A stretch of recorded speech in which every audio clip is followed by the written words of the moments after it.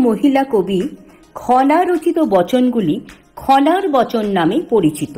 স্বাস্থ্য, বাস্তু, জ্যোতিষশাস্ত্র, কৃষিবিদ্যা ইত্যাদি জীবনের বিভিন্ন অধ্যায় নিয়ে সেই সময়ের বহু অভিজ্ঞতার প্রকাশ এই বচনগুলিতে আমরা পাই। স্বীকার করা না করা যার যার ব্যক্তিগত ব্যাপার, কিন্তু এগুলি যে আজও বাস্তবসম্মত তা প্রমাণিত ও পরীক্ষিত সত্য।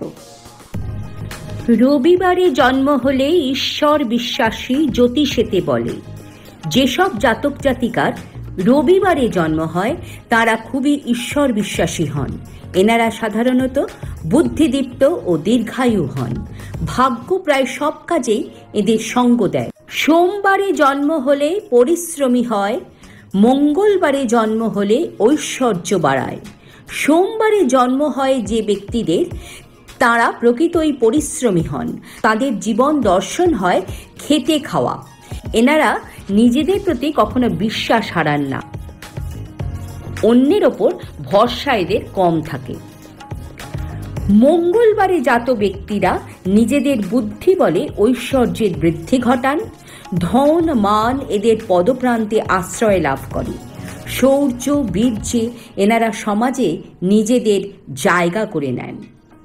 বুধবারে জন্ম হলে সুখ বৃদ্ধি হয়, তার সঙ্গে ভূমি লাভ হইবে নিশ্চয়।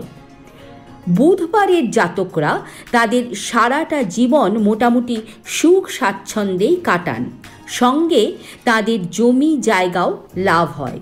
এদের অর্থকরী ভাগ্য মোটের উপর উত্তম। বৃহস্পতিবারে জন্মে লক্ষ্মীমন্ত হয়, শুক্রবারে জ্ঞানী দীর্ঘজীবী রয়।